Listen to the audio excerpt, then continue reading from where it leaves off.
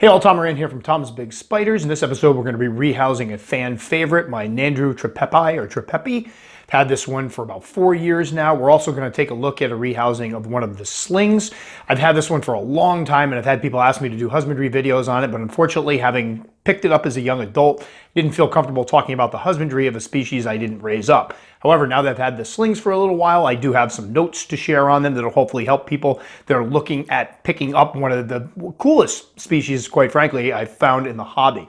Also, as this is going to be a rehousing video that features a brand new acrylic cage that I just bought with the help of some of my patron sponsors, just want to take a moment to thank a couple of my patrons, Benjamin Yunker and Nathaniel Holcomb. Thanks so much, guys. I really, truly appreciate it. Again, trying not to make a big deal about the whole patron thing, but these people really do need to be thanked, especially considering that a lot of this was made possible by them. So, enough of me talking. Let's get into the actual video. All right, so to kick this one off, we're going to rehouse one of my Tripepii or Nhandu Tripepii slings. Now, for years, people have been asking me to do husbandry videos on these guys because I obviously have my big girl that we will see in a moment, but I've been reluctant because I got her when she was a young adult, so I really don't have what I would call experience raising them up. However, I got 5 slings from Fear Not the summer of 2020, and they've been growing like weeds, so it's time for a rehouse of one of them. I figure we'll talk a little bit about what I've seen so far as care, and it's very simple. They start off as teeny tiny little slings. They're probably under a ½ inch. And you can see this one here.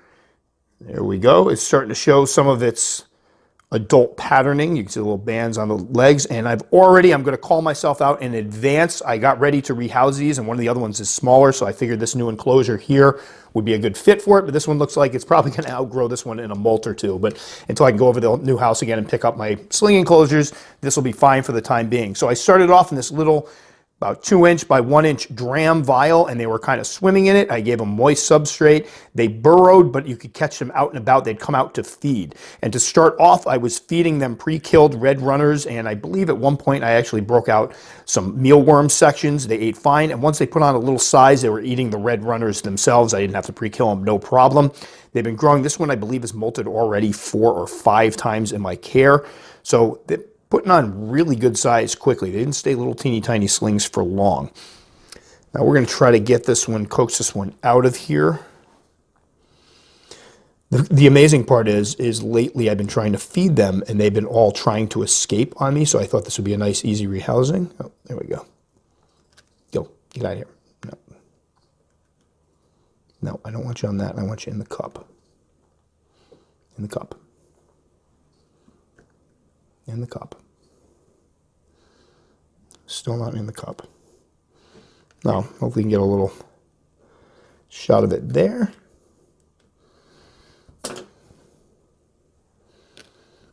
You can see some of those fluffy bristles, those fluffy hairs showing up. And this one's probably about, oh gosh, 1.25 inches. It's a lot bigger than I thought she was going to be. So she's not going to be in this very long, and we're not putting, I was going to rehouse all the rest of them today, but I think I will wait because obviously this is a little, it's not small, but she's not going to get too many molts out of it. No, we're going in there. Stop. Stop. This is what they've been doing when I go to feed them. Stop. No, in there. In there. New home. New home. No, you little son of a gun.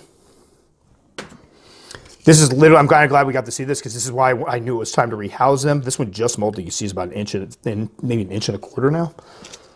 Quite big. No, we want you in here. So what I've got in here is some Biodude substrate, but obviously peat, topsoil, cocoa fiber would all work. They do like it a little bit moist at first, I found. They'll burrow right down to the moist side. There we go. I've got a little sphagnum moss, and there's a little starter burrow down here should she use it. When I set the other ones up, I'm going to probably end up rehousing this one again. But when I set the other ones up, what we will probably do is have the cork bark hide and everything and see if they use it. But I've had 5 of them. They're growing like weeds. They're very hardy overall. Then very impressed with the growth rate and just really good eating, just fast growing spiders, which has been cool because again, I got the female and I didn't get a chance to raise these slings, so I'm really excited to actually get to raise the slings up and be able to talk about what I'm seeing finally. So there we go, Nhandu Tripepii. Now, as far as when they get to be juveniles, we'll see how they continue to grow. If the growth rate continues, I'm guessing that within a year's time, it could easily hit 3 inches or so. At that point, we'll probably get it into something around a gallon. Again, we will include deep moist substrate in case they would like to do some burrowing, and cork bark hide, all the fixings. We usually give them water dish and see how it goes. So there we go, Nhandu Tripepii or Tripepii. Brazilian Blonde, I think is the name.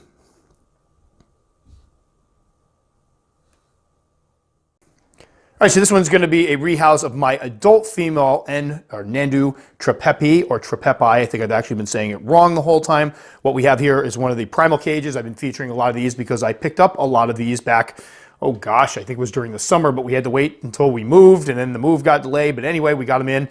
This model here, I will put details up and flash a picture up because I forgot to put what it's called in my notes, but I believe it's about 12 by 10 by, I want to say 16, I think. Again, I can correct it in the notes, but I wanted something big and beautiful for some of my big and beautiful spiders that I want to showcase. She has been one I've wanted to showcase for quite some time. And these enclosures, I got the new model in. I've been buying a couple of them as he's been making tweaks, but there's more ventilation in the side. The top that I will show over here as I hit some bubble wrap, lots of ventilation there, thick acrylic, I think about a 1/4 inch acrylic or close to it. And these are the sliding magnet ones that a couple companies make, so I've been trying a bunch of them out, but really love these. I can fit 3 of them on a shelf, and I'm going to put some of my bigger and more beautiful spiders in them, which of course means this girl right here. Now, let me just slide this out of the way. This is the thing I put her in when I originally got her back in, oh God, I think it was February of maybe 2016, 2017 from Tom Patterson. And she's been there ever since.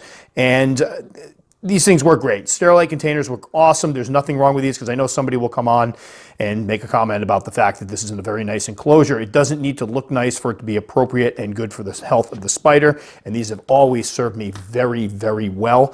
But you can't see them very well. They're milky. They're kind of stacked on a shelf. This one here is going to allow for her to really shine, us to be able to see her. We'll see if she adopts that little burrow. Now, just as for what's in here, BioDude substrate. I love this stuff. I use it all the time. I get it's expensive. You can easily mix your own, but I bought a lot of it and ended up using it in just about everything nowadays. We got some New Zealand sphagnum moss, a little cork bark that I kind of worked into the landscaping there, and some leaf litter, and of course, the old water dish. So now I'm going to try to figure out how to get her the heck out of here because she has holed herself up in a corner, and I'm hoping she doesn't kick because I forgot my gloves. And she's kicking. And she's kicking a lot. And I really screwed up. I was going to, before we set up for this, I'm like, I should probably grab my gloves because I actually went back and rewatched the housing video when we first got her. And she kicked quite a bit. And I'm like, I should probably get my gloves out. And I forgot. So I will pay for this tomorrow. And Nhandu is known for having pretty bad hair, so yeah, there she goes. Oh no, all right.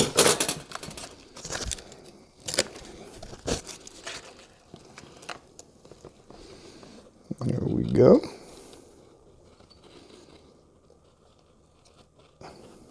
There you go.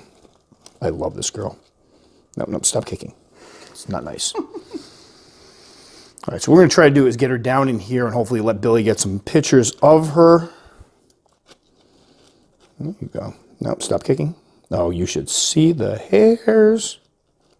This piece of cardboard is going right in the garbage. No, okay. All right, let me get this over here.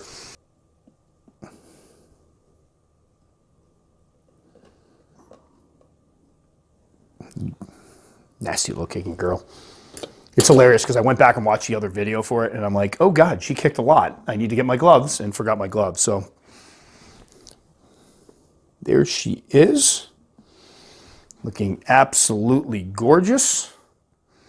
They really are. This is the one everybody in the house knows, this spider. This is one where I used to take her out on the kitchen table. When we were at the old house, everybody would come around to watch her feed because she is absolutely adorable. This species is, I can't understand why they're not more popular, although I will say when people have been getting them in lately, they've been selling out rather quickly, which is great because they really are cool spiders. The colors don't, let's see if we can get them to show up on camera really well.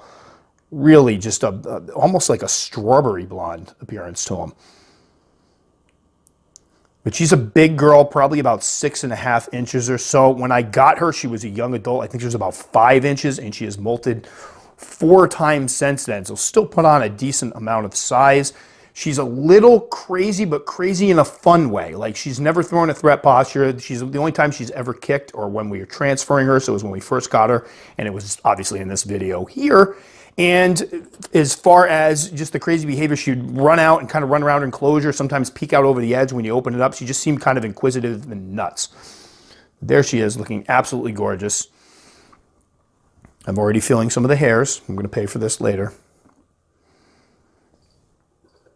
So there we go, my Nhandu Tripepii, or Tripepii. I say Tripepii, but I think the double I, and somebody can feel free to correct me, in Latin is an I sound. I'm going to put the top back on this.